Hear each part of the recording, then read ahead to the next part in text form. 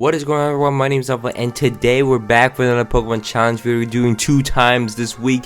We're on Pokemon FIRERED, and today's challenge will be, can I beat Pokemon FIRERED without taking damage ever? Oh my god, this is such an insane challenge. It's such a unique challenge that I stole it off Small and that's why we're using it on Pokemon FIRERED. So of course, just like any other challenge in the world, we are going to be using these nicknames from the comments. So thank you so much for obviously commenting on my last challenge video. If you want to be nicknamed after a Pokemon in my challenge videos, just leave it in the comments below. And if you guys are also excited, don't forget to leave a like, comment down below some challenge ideas, and also subscribe if you guys are not already. Let's get into the challenge. Quick intro. So to begin, I was planning to use Squirtle because I assumed Squirtle was going to be the most useful one. I assumed I was going to use Bite and then just kind of flinch everything. But it didn't work out really well, and it started like just slowly losing to this Bulbasaur. And I found out that I can't ever use Bulbasaur because his first attack is Scratch and it can't ever miss. So we have to plan out and pick a Charmander to start, which isn't the worst thing. And we have to hope Squirtle misses the tackle. Tackle has, I think, a 5% chance of missing, and we're gonna have to pray it misses twice. Now this is the only time I'll consider cheating in this challenge. You know, introductory battle, I gotta get through it. It's an intro battle, can't really do anything about it, but I'm a save state each time so I can get the Squirtle to miss, and then obviously I actually end up critting it after it misses 2 tackles. So it ends out pretty well at the end. It took forever to get the save states right because this tackle does not miss ever, apparently. Once that is done, the third Uwu, our Charmander, is actually ready to go. Now, where are we going to train up? We are going to train up in a Viridian Forest because obviously our Charmander can outwit everything and destroy everything in the forest. So we get some free XP in the forest, and we just obviously level grind like crazy in the forest because we can one-shot everything pretty easily, and it can't ever hit us back because there's a Kakuna in there and Metapods. So, you know, it's free XP. We actually get enough XP to evolve into a Charmeleon, and also, you know, train up a little more into level 22, where we're gonna head into the first gym of the game, which is against Brock. A bit of over level, but it actually needed to be done because we use Metal Claw against the Geodude to start off the fight against Brock. We get an attack raise, which is great for us. He sends out his Onix. I'm a Metal Claw it as well. It doesn't kill. Luckily, the Rock Tomb completely misses, and we beat the Onix without taking a single hit. So, oh my god, that was pretty close for no reason. Anyways, we're gonna go to Mount Moon pretty easily, just going through it very easily. Get the attack race we needed to beat down the scientists at the end and get the fossils. That's not the important part about the cave. There are 2 move tutors right outside the cave that teaches Mega Punch and Mega Kick. 2 moves that our Charmeleon can actually learn, which is very useful for us. Our Charmeleon is upwards of 26, and we're gonna head into Cerulean City's gym. Now, I assumed that I was going to have to train up my Pokemon to like an absurdly high level. Unfortunately for Misty, that is not what happened. So we sent in our Charmeleon to do like a test battle against Misty. So Staryu will be sent out. I'm going to use Metal Claw trying to get the attack boost. I do get the attack boost, and I use Harden. Wow. So I use Metal Claw one more time, and of course I get the second attack boost. So I'm like, wow, this is over if I land a Mega Kick. And yeah, you know what it is. It is time to hit the Starmie with a Mega Kick right in the gem, and that thing goes down. I beat Misty with a Charmeleon. No assisted, no damage, 100% just Charmeleon. Oh my god, that is incredible. Now heading into our rival battle fight, we are going to get quick attack down by the Pidgeotto, and I am annoyed. So annoyed because we got to restart right from there. Luckily the AI is random sometimes, and it just completely doesn't choose the right move, so quick attack is not an option that it always chooses. So we end up beating down our rival pretty easily. Now from there we can clear through Nugget Bridge, get our Nugget, and then clear into Bill's house, clean through that, and then beat the Rocket member out here, and then head into Vermilion City, get all the miscellaneous tasks done out here, get our Pokemon pretty high level, beat our rival one more time in the SSN, also get the TM for Brick Break, and as well get our Farfetch for an HM Slave, get our Charmeleon up into level 34, then use our rare candies on it to get into a Charizard, and then just I rather not have Wing Attack on my moveset because I prioritized power with Mega Kick, Brick Break with versatility, and then Metal Clock for boosting my attack. Also, I need a Flamethrower. I mean, I am a Charizard, I need Flamethrower. So heading into the Surge gym fight, the third gym fight of the game, we are going to just blast him with flamethrowers very easily, not take a single point of damage, super easily. Now heading through the route right before Rock Tunnel is a breeze, and then heading into Rock Tunnel itself. Luckily, we played this game 10 million times. We clearly don't need a guy. We just destroy through the tunnel and then head into Lavender Town. Now Lavender Town is going to be quite uneventful. We're going to head into Celadon City, where we're going to get the coin case firstly, and then head into the gym, clear through the gym pretty easily, get all the little XP we can get, and then beat down Erica super easily, and then head into the casino. We are going to get some coins first, get the charcoal item for our Charizard, obviously, to get him even more boosted up, and then clear out the Team Rocket hideout very easily, super easily. Just clear out, get the lift key, and then head into Giovanni. Giovanni's gonna be a pain. Oh my god, I hate Giovanni. So fighting against the Team Rocket boss, I'm gonna clear through him pretty easily. Rhyhorn down, and then Onyx goes down, but then the Kangaskhan always lives. My strongest move, Flamethrower, does not beat him, Brick Break does not beat him, so I just gotta keep restarting and get a crit or something. But luckily for us, that's exactly what happened. Brick Break does crit the Kangaskhan in one hit and then kills him, and we beat Giovanni. So from there, we're actually gonna head into Lavender Town's tower and then just clear through this pretty easily. The Team Rocket members, nothing too scary over there. Our Charizard, a bit high level, not gonna lie, and then you're clearing through Selfco. Problem is, we head into Selfco, we're gonna get all the items we need, all the XP we need, and then head into a rival battle fight. Rival battle, he's gonna use his Pidgeot against us. Flamethrower destroys him. Blastoise comes out. Blastoise is actually not gonna problem at all. I end up Mega Kicking and then critting the Blastoise and knocking him out, which is perfect for us. And then Mega Kicking down the Growlithe, and Exeggutor is Flamethrower down, and the Alakazam Flamethrower down. So pretty free battles over here. We're actually getting another HM Slave, which is a Lapras over here, and we're gonna head into the fight against Giovanni once again. Giovanni's gonna start out with a Nidorino. I'm gonna clear through that very easily. Problem is, his next Pokemon will be a Kangaskhan. Fake Out. His first move, no matter what, will be Fake Out because it's priority and it's gonna flinch me and it does damage. So how do we mitigate this? We are going back all the way. We're gonna go back all the way to Lavender Tower. We're gonna catch a Ghastly. We're gonna train up the Ghastly until it evolves into a Haunter at level 25, and then head into Selfco one more time, beat down Giovanni's first Pokemon, and then send out our Haunter. And then Haunter is actually just gonna completely stall out the Kangaskhan for us and let our Charizard come in and Flamethrower knock out the Kangaskhan. And the Nidoqueen lives a Flamethrower. Luckily it used Tail Whip, but that could have been dicey. Anyways, beating down Giovanni that way is pretty easy. Luckily we had a counter for Giovanni. Anyways, heading into Saffron City's gym, a bit out of order. We missed Fuchsia City's gym, but that's fine. Heading into her gym fight, we're gonna start out using our Charizard, trying to get the boost with Metal Claw. It does not work, so we're gonna Flamethrower and knock out the Mr. Mime, Flamethrower down the Venomoth, and then Flamethrower down the Alakazam. One hit KO, and our Charizard is ridiculously high level. He's also a naughty nature, so that's pretty useful for us. We didn't risk anything. Even though we're level 55, we did not risk anything against the Snorlax. We ran away from that. And then we're gonna head into Fuchsia City's gym. Fuchsia City's gym is actually not too much of a pain. Heading to Koga's fight is actually super easy.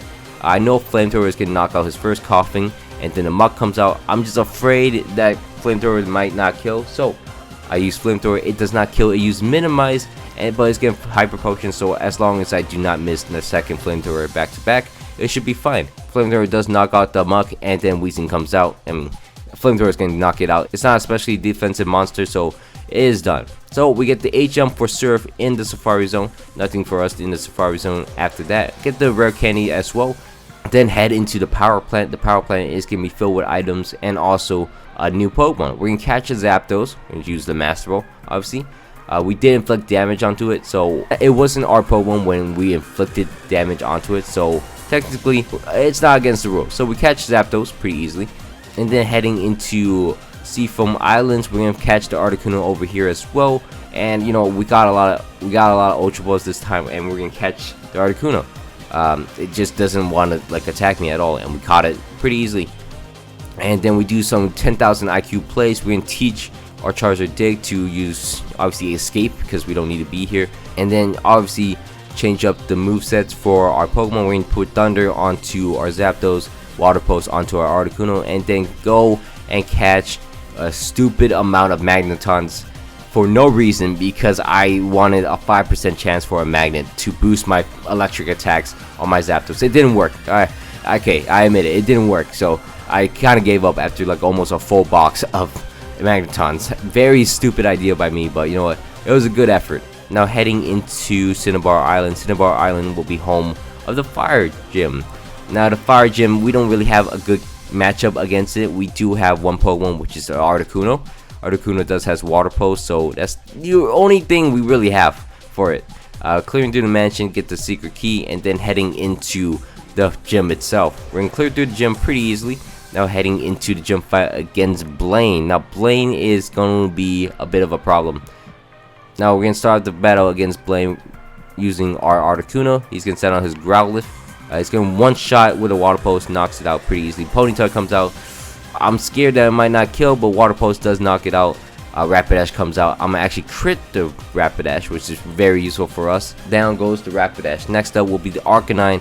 Arcanine is gonna get confused. I don't want to say it's first try, because this wasn't the first try. So we actually end up taking a few tries, but luckily it worked out for us. Once I crit the Rapidash, then it actually got confusion right off the bat, and we beat the Arcanine.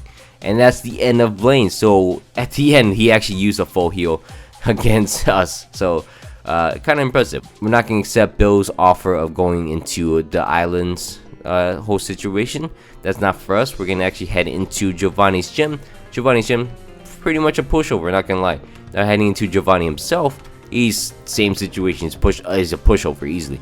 He's a ground type gym leader, and I have an Articuno. Water Pulse will knock out the Rhyhorn. He sends out the next Rhyhorn, same situation. Dugtrio, I don't think he really learns his lesson. So Ice Beam knocks him out. Nidoqueen comes out. Yeah, Ice Beam knocks it out. And then Nidoking comes out. Ice Beam knocks it out. And that's it for Giovanni. So heading into our second to last rival battle fight against our rival. He's going to send out his Pidgeot, the Glory Pidgeot. Luckily, it doesn't have Poke Attack to annoy me, but Blizzard will knock out him in one hit. And this is a strange line of event. He's going to send out his Rhyhorn. I'm going to knock that thing out with a water pulse.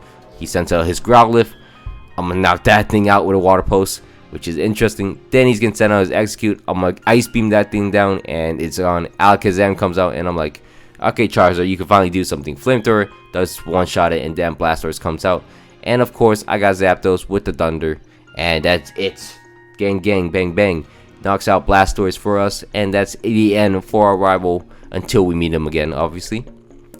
Switch up the movesets for our Pokemon just a little bit more, and then clearing through Victory Road. Nothing too special here, just pretty easy. I'm gonna avoid getting the TM for Overheat, because I actually need Flamethrower over Overheat, so that's not too bad. We're gonna dump our HM slaves into the PC and also use our rare candies on our Charizard. Almost level 70 Charizard going into the Elite Four, so we should be fine. But you know, you never know. We still cannot take damage at all. So heading into the first Elite Four member of the game, which is Lorelei. Lorelei is gonna start off the battle using her Dewgong. I am going to clean house. I'm gonna thunder down the Dewgong, and then the Slowbro comes out. I'm gonna thunder that thing down. Pretty easy. Lapras comes out. It's gonna lift my thunder. Unfortunate for it, it got paralyzed and it could not move. So I'm gonna drill peck it. Can do enough damage where another thunder will actually knock it out, and that is where it's gone. It's dead. It's over. So next up will be the Jinx. Flamethrower will knock that thing down, and then the Cloyster comes out. Of course, I gotta finish things off using the boy Charizard. Charizard one shots the Cloyster with Flamethrower and knocks it out. Pretty simple, pretty easy. Now heading into the next Elite Four member, which is Bruno. Bruno's gonna be a mixed bag. But I'm gonna start using Articuno, obviously, because he uses Onyx. Water Pulse one-shots it fairly easily. I'm gonna actually stay in for no reason, and I'm Ice Beam Hitmonchan. Is gonna miss his Rock Tomb, and I two-shot it, which is interesting.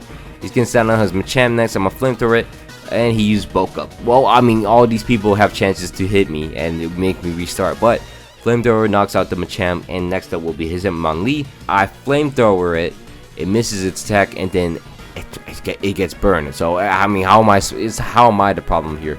So I mean, he's gonna be stuck into full restore. He's gonna keep full restoring. I burn him again, and he dies by burn. So, oh my god, poor Bruno. Onyx goes down to Articuno easily again, and that's the end for Bruno. Next up will be Agatha. Agatha will be the hardest Elite Four member because she actually makes me restart. So I knocked down her first 2 Pokemon pretty easy with my Charizard. Then her Gengar, her big ace just barely lives my flamethrower. It's just out of range my flamethrower, just barely. And it does sludge bomb me, so I gotta restart. This time his Arbok attacked me, so I gotta restart.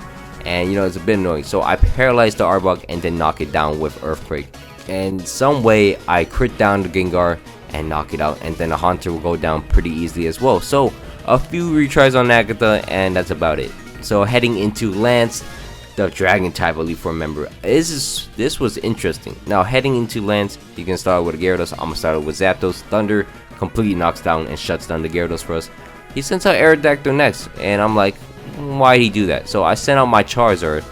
Charizard is the only thing that's faster than the Aerodactyl. Aerodactyl outspeeds my Zapdos and my Articuno. So Charizard, the flying Pokemon, which is 4 times weak to Rock, is the only option I have. So I try to paralyze it using Secret Power. He misses his Scary Face to start off with, which is interesting. I would not assume that would happen. And then I Flamethrower it. He Scary Faces me. He misses his Hyper Beam. And then I Flamethrower him one more time, and then I beat him. Okay, Aerodactyl, he just threw for no reason.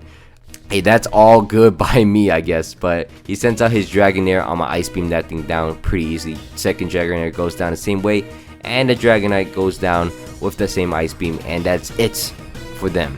So heading into the final Elite Four member of the game, the champion, Gary. Now Gary's gonna start out using his Pidgeot as his champion fight. Pidgeot dies to Blizzard pretty easily. Rhydon goes down to Water Pulse very easily, and then he's gonna send out his beloved Arcanine. Unfortunately for me, I do not get the confusion using Water Pulse the first few times, so I actually had to restart. I have to keep restarting right from the Arcanine, but eventually I actually break through and get the confusion against the Arcanine. A few retries, 8. A few retries, and I actually 2 shots the Arcanine, and that's the end of the Arcanine. Pretty easily.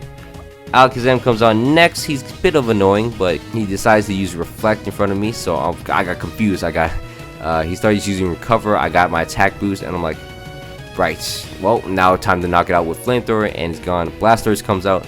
I'm gonna send out my Zapdos. Zapdos is actually gonna one-shot completely down the Blastoise from this range, so that's not expected at all. Executor comes out as his final Pokemon. I send out my Charizard. Flamethrower will knock out the Executor for us, and that's the end of the Elite Four. So we beat in the game without taking a single point of damage. Technically, we got to restart a few times, but wow, it actually was a really fun challenge to do. Hope you guys all enjoyed. Please don't forget to leave a like, comment down below some challenge ideas, and also subscribe if you guys are not already. If you guys really enjoyed this video, thank you so much for making it this far in the video. And if you guys want more of this challenge on different regions, just let me know. So anyways, my name's been Alpha. Hope you guys all had a great day. I'm out. Peace.